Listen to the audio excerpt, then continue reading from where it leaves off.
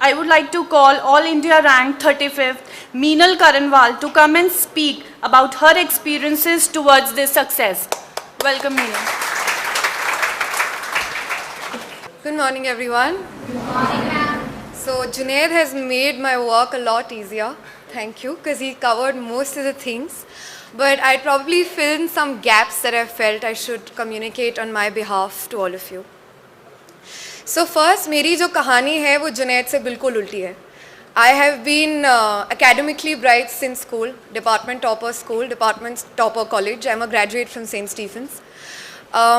But मेरी एक mental attitude, एक psyche की गलती थी which I hope to communicate today to all of you. मुझे लगता है इस एग्ज़ाम में पढ़ाई के अलावा एक mental attitude की भी ज़रूरत है जिसके बिना you cannot escape through the entire process. It becomes a little difficult अगर आप हमेशा डरे हुए रहते हैं, हमेशा स्ट्रेस में, हमेशा एंग्जाइटी में रहते हैं. तो जब मैंने कॉलेज ग्रेजुएट किया था 2015 में, तो मुझे ये एग्ज़ाम एक हवा लगता था. It was like UPSC is this very tough exam. It's this huge mountain I have to climb. और मैंने बहुत ही कॉम्प्लेक्स अप्रोच इस एग्ज़ाम के टवर्ड्स ली थी. रैंडम बुक्स उठाई, fancy not random, fancy books उठाई, NCERTs पढ़ी पर सीरियसली नहीं पढ़ी. और नतीजा उसका ये हुआ कि 2016 और 17 के प्रीलिम्स स्टेज पे ही आई फेल. 16 और 17 में मेरा prelim score at least 5 to 7 marks cut off से नीचे था. तो उसका रीज़न यही था कि मेरा मेंटल एटीट्यूड बहुत ज़्यादा ख़राब था इस एग्ज़ाम को लेके. डर, एंग्जाइटी, अपने आप पे डाउट्स कांस्टेंट बहुत ज़्यादा था. इसीलिए मैं एग्ज़ाम में फॉल्टर की. So Junaid has said patience, perseverance and hard work. I would like to add a third to this, which is hope. So, you keep on reading about Olympians, you keep on reading about good cricketers. तो मैं अभी recently Hima Das के बारे में पढ़ रही थी. She's a athlete from India. I hope you all know about her. And उसकी story पढ़ी तो बिना चप्पल के दौड़ना, खेतों में दौड़ना. And when I saw myself, I mean I'm an all privileged person. मतलब नाम लीजिए, किताब है, पैसा है, मॉरल सपोर्ट है, फैमिली का सपोर्ट है, दोस्तों का सपोर्ट है, क्या नहीं था. बट एग्ज़ाम में फॉल्टर किया क्योंकि एटीट्यूड सही नहीं था एग्ज़ाम के लिए. तो मेरा कोशिश जो था 2017 से 27 जुलाई 2017 को मेरा 2017 प्रीलिम्स का रिज़ल्ट आया था. उसके बाद my entire focus was on improving a holistic personality towards the exam. तो कई चीज़ें होती हैं जो हमें स्कूल टाइम से सिखाई जाती है, जैसे कि basically revision. I mean, how many times have our teachers emphasized on revisions? But how many of us really do it? I mean, for the lack of better words, टशन में भूल जाते हैं सब. I mean, we are all more focused on random things in life. And किताब पढ़ रहे हैं, exam दे रहे हैं बहुत chill attitude से. So we forget these basic things like revision or note making. Some things we know from school. So from 2017 my focus was in fact मेरे दोस्त ने जब मैं फेल हुई थी प्रीलिम्स तो उन्होंने मुझे बोला था कि it's good you failed. I was like, why are you saying this? He's like, because तुम मेंस के लिए रेडी नहीं हो अभी. You've not studied holistically. So take 1 year from now till 2018 और अच्छे से पढ़, इतना अच्छे से पढ़ कि नेक्स्ट ईयर तो किसी स्टेज पे फॉल्टर ना करे. And that is exactly what I did. After clearing prelims in June, I went on to clear mains interview and here I am with rank 35. Because once you have a holistic strategy, you do not falter, and it's better to have that strategy because अब जैसे falter करते जाओगे आपका competence और confidence दोनों simultaneously साथ में dip करेंगे. So for how many of you here are foundation batch students? I think the focus should be कि मैं जो भी चीज़ पढ़ूँ अभी वो अच्छे से पढ़ूँ, अपना फाउंडेशन और बेस अच्छे से बनाऊँ और आगे जाके मैं एग्ज़ाम 1 go में क्लियर कर लूँ. I am not saying that mistakes होंगी, you might falter at some stage because of some reason, but your effort should be to clear this exam in 1 go. That is all. I didn't. There are many who did not, but you can. That's the only thing I'm saying. So another thing that I want to touch on right now with respect to mental attitude is a lot of people ask me, आप अपना motivation pepped up कैसे रखते थे रोज़? I mean, you know, daily you're not going to school, you're not going to college, and daily you need to get up in the morning and be motivated. Like, how does that happen? So I think I've written this at many places, and I will say that here again, कि अप्रैल 2017 में मैंने result आया था 2017 batch का, तो हमारी Uttarakhand topper थी rank 39 Apoorva Pandey. मैंने उनका न्यूज़पेपर कटआउट निकाला, उनके चेहरे की जगह अपना पासपोर्ट साइज़ फ़ोटो लगाया और लिखा था रैंक 39 अपूर्वा पांडे. मैंने काट के लिखा था rank 33 Meenal Karnawal. And I stuck that paper on my study table because बहुत मतलब प्रेशर बिल्डअप हो गया था. 2 बार प्रीलिम्स ही क्लियर नहीं हो रहा है. सब बोल रहे हैं, I mean how will you make it to the IAS if you not clear prelims, and this is for someone who is been academically bright. So I stuck that on my table that day. So every morning when I used to get up, I used to see rank 33. तो मुझे लगता था I really need to work hard to get rank 33. मतलब ये rank लाने के लिए मुझे जितना हार्ड वर्क करना है, probably that I'll do today. I'm not thinking of 1 week, tomorrow, 4 months later. I'm thinking of today. So that made my work a lot more easier. बहुत लोग मुझसे पूछते 33 के पीछे लॉजिक क्या है. I was like, I don't know. I just thought that मेरा 33 मुझे लाना है. Somewhere that number popped up, and I'm here at 35. I'm not even lying. This is the true story that I've had. So to really make your dreams come true, dream first, but dream करो और उसको fulfil करने का proper hard work रखो. This is the hope that I emphasised on. Do not, so me and Junaid and there are so many other toppers, the only thing different about us, हम लोग geniuses नहीं हैं. हम लोग का एक quality बहुत अच्छा है कि we knew our strengths and weaknesses and we worked to capitalize on our strengths and reduce our weaknesses. तो हमें लगा कि हमारा ethics strong नहीं है, तो हमने ethics पढ़ के ethics strong किया. हमें लगा optional नहीं strong है, तो optional पढ़ के optional strong किया. So this is a quality that very few people have.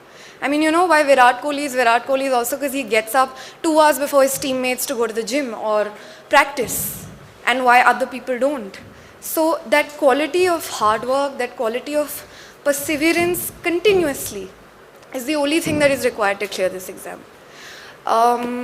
That is all. I mean, I don't have a story to tell. I'll directly come to the strategy where I'll bridge some gaps on what Junaid has said. So there are a lot of students like me who make the exam complex. पहले ही लक्ष्मीकांत उठा लेंगे, पहले ही spectrum उठा लेते हैं. Will not help. अगर आप engineers हो, so how many of you are engineers? If I guess 90% of the class, right? No, that's strange. So good enough. But even if you've not had a background in history, political science or any of the art subject, you need to pick up basic books to understand the nitty-gritties of it. तो इस साल GS1 में question था Indian और western secularism के difference पे, और वो बहुत क्लियरली सोशोलॉजी के NCERT में लिखा है, डिटेल में लिखा है. 11th की या 12th की, that I can't recall right now. But the fact that NCERTs have answers to most of the questions, at least concept-wise, is extremely easy to understand. And तो पहले logically आप NCERT की किताब ही उठाओ और उसको ख़त्म करो अच्छे से. So now here I would like to just tell you that how to read a book. Most of us do not even understand that well. तो जब आप बुक उठाते हो, आप उसे कवर बाय कवर या लाइन बाय लाइन मत पढ़ो. एक चैप्टर पढ़ा ख़त्म कर दिया, दूसरा चैप्टर पढ़ा ख़त्म कर दिया. No, have a macro perspective कि कैसे चीज़ें इवॉल्व हो रही हैं. तो जैसे एंशिएंट इंडिया में ले लीजिए, if the status of women for example और religion for example with time evolve हुआ है बहुत लॉजिकली. अगर आप देखेंगे same, if you reading the chapter on the president for polity, you'll realise कि प्रेजिडेंट की पावर्स लिखी हैं उसमें. अगर आप बेसिकली उसे रट्टा मार लोगे, you digging your own grave. But someone who'd understand it conceptually will see why president is called a rubber stamp, right. So when you read a book, first time I get it, आप line by line पढ़ रहे हो, cover by cover पढ़ रहे हो, but make it a habit कि आप थोड़ा सा macro perspective conceptually develop करो. जो कैसे आएगा, या तो वो mocks solve करने से आएगा, previous year question solve करने से आएगा, या फिर if you're watching any online video or you're discussing it with your friends, make it a point that you read a text beyond what it merely is. So that is first thing about how to read a book, at least for foundation students. Second, I would like to emphasize very logically on note making. Some people say पहली reading कर ले फिर notes बनाए, दूसरी reading कर ले फिर notes बनाए. I mean, who thinks so logically? आप किताब पढ़ रहे हो, even if you're done with the first reading, start making short notes. जो प्रेसी राइटिंग की तरह नहीं होने चाहिए. You should not write paragraphs. Because if I ask you कि आप ये किताब एग्ज़ाम के एक दिन पहले उठा के रिवाइज करो, would you be able to do that? And the answer would be no. So when you pick up a book to make notes, notes should be keyword oriented. मतलब कि अगर मैं नागर टाइप ऑफ आर्किटेक्चर देख रही हूँ temples का, तो मैं लिख रही हूँ कि उसके कैरेक्टरिस्टिक्स क्या थे एक एक वर्ड में. So note making is very very crucial to clearing this exam. Because ultimately course इतना है, एवरीथिंग अंडर द सन जिसे कहते हैं, दैट वो बुक दोबारा पढ़ना एग्ज़ाम टाइम पे बहुत ज़्यादा डिफ़िकल्ट हो जाएगा. So second is note making. Third is about practice and revisions both. I'll take it together. Revisions has already been stated, very important. Now how many times, that is what people ask me. एक बार किया, दो बार किया, तीन बार किया. I would say read Lakshmikant at least 15 times. Does that sound a big number? Right? No, it's not. 15 is the minimum times that you should be revising Lakshmikant. That many times when you keep on reading the book, जब आप exam में बैठे होंगे उस stressful environment में, you'd be able to recall a lot of things from that book. That book is huge, it's humongous. Facts हैं, articles हैं, powers हैं, concepts हैं. So revising multiple times is the key, especially to clear prelims. So मेरा जितना focus इस बार, I mean I scored 110 in spite of not clearing prelims twice before. मेरा the only reason I cite to students when they ask me what different did you do in this prelims, इस prelims में आपने क्या किया ऐसा कि आपका clear हो गया, पहले दो में नहीं हुआ. And I tell them one thing, that is revise. Revise as many times as possible till the D-day of your exam. तो एक बहुत famous concept है, work expands to fill time.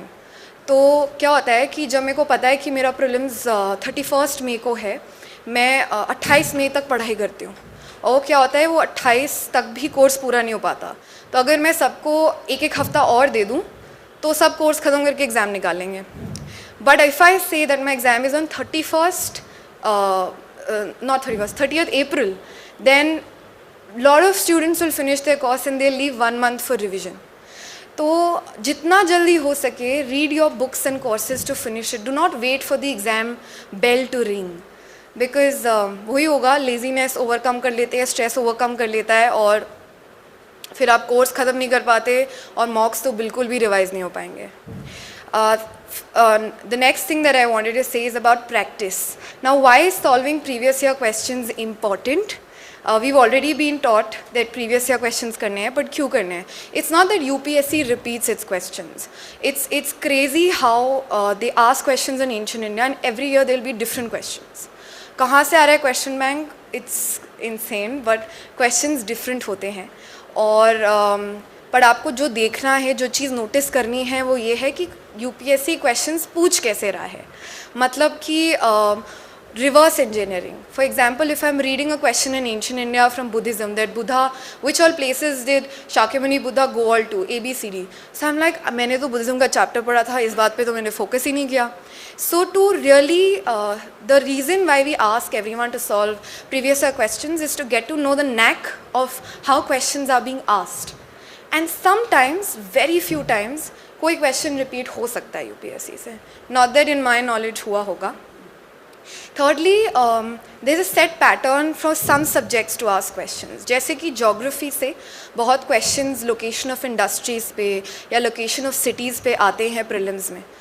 तो if you have solved previous year questions, आपने वो चीज़ text पढ़ते हुए भी ध्यान पे दी होगी.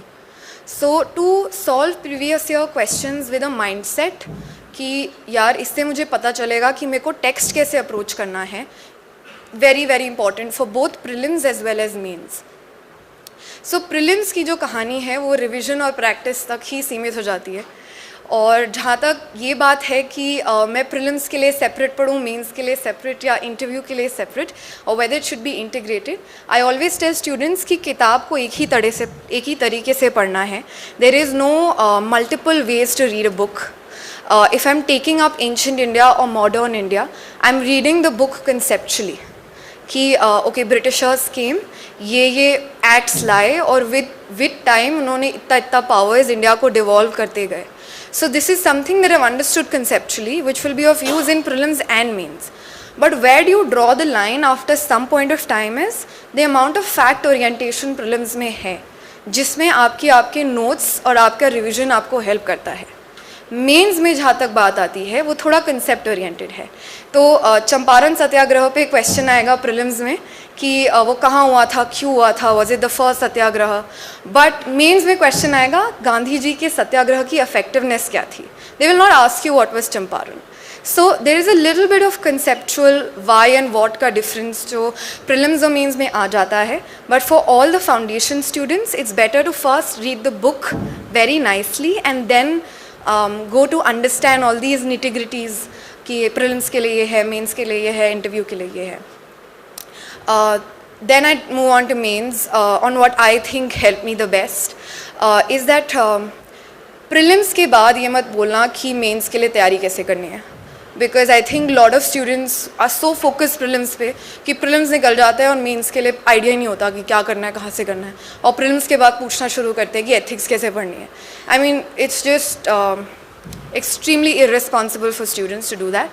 Try finishing your entire course जो मेंस का है बिफोर प्रीलिम्स.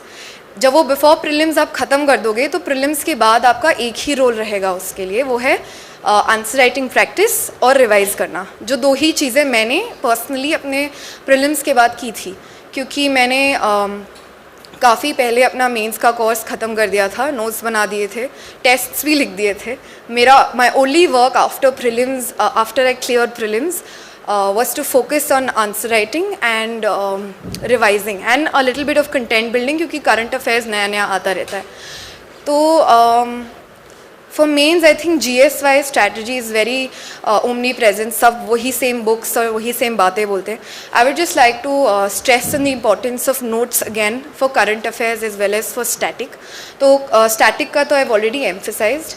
करंट अफेयर्स का मुझे लगता है for mains specific I believe you should read concept wise. तो न्यूज़पेपर्स इंपॉर्टेंट है क्योंकि वो आपका एनालिसिस डेवलप करेंगे, but I have never made notes from newspapers because वो बहुत बल्की और मेसी हो जाते हैं. तो जो भी कंपाइलेशंस हैं आपको मिलती हैं उसको आप लीजिए और कंसेप्ट वाइज नोट्स बनाएं. तो अगर जुडिशरी का टॉपिक है तो मैं जुडिशरी में क्या प्रॉब्लम्स हैं, उसके क्या सल्यूशंस हैं, कुछ स्टैटिस्टिक्स की कितने केसेस पेंडिंग है जुडिशरी में, सॉल्यूशंस क्या है, कोई बेस्ट प्रैक्टिसेस या कमिटी रिकमेंडेशंस, ये एक A4 साइज शीट में लिख लीजिए. तो जब आप लिख लोगे और आपको वो रिवाइज करने की बारी आएगी तो it would be very easy for you to revise. और जब क्वेश्चन आएगा एग्जाम में वो एग्जैक्टली वो नहीं आएगा जो आपने नोट्स में लिखा है, पर क्योंकि आपने कॉन्सेप्ट पूरी तरह पढ़ा है you will be able to answer that question very nicely and very fast. Because 20 question ख़त्म करना GS के पेपर में टास्क होता है. इट्स लाइक पूरा दिन कैसे बीत जाएगा पता नहीं चलेगा. It's so tiring. So only if you have the requisite notes prepared, आपने रिवाइज अच्छे से किया है हर चीज़ कि आप मेंस को लिख पाओगे, at least you will be able to attempt it nicely. So these are the only 2 things I had to emphasise for mains. As far as the interview is concerned, I don't know how legible I am to comment क्योंकि my interview score was not that good. But then I also feel कि जो fail कर जाता है he has better prowess to guide than the ones who succeed. So वो interview as well, the focus needs to be to read the newspapers because questions are more current oriented than I mean it's also on the DAF but current पे थोड़ा emphasis रहता है. But to develop an opinion on it, mains तक हम लोग किसी भी चीज़ में opinion या मन की बात नहीं कर रहे थे. We were just citing committee recommendations या जो किताब में लिखा है, we were just merely stating that. Interview में थोड़ा ओपिनियन बेस्ड आ जाता है कि that should India withdraw from Afghanistan और not. That's the kind of question that is asked in the interview panel. That is one thing that you need to develop, that balanced kind of answer approach on national and international issues.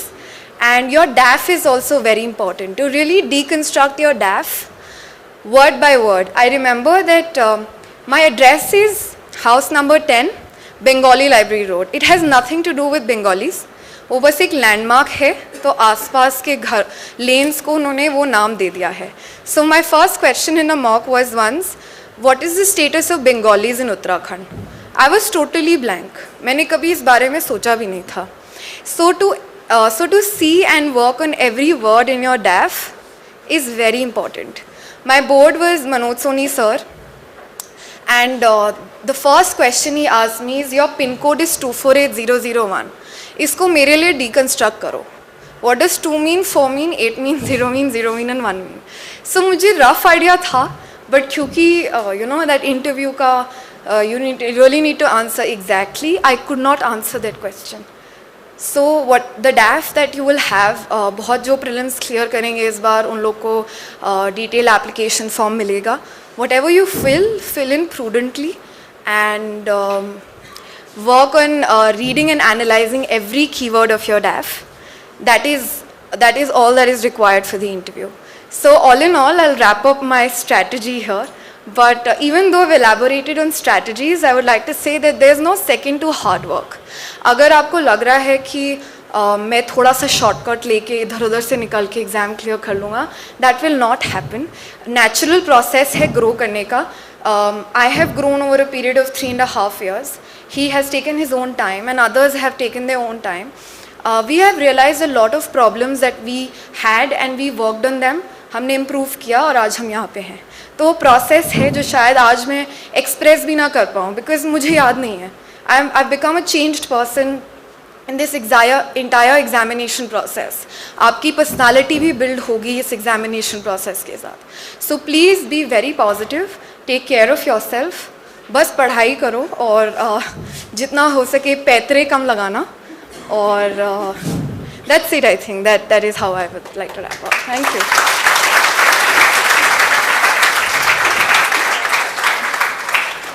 Thank you so much, Meenal, for sharing your thoughts with us.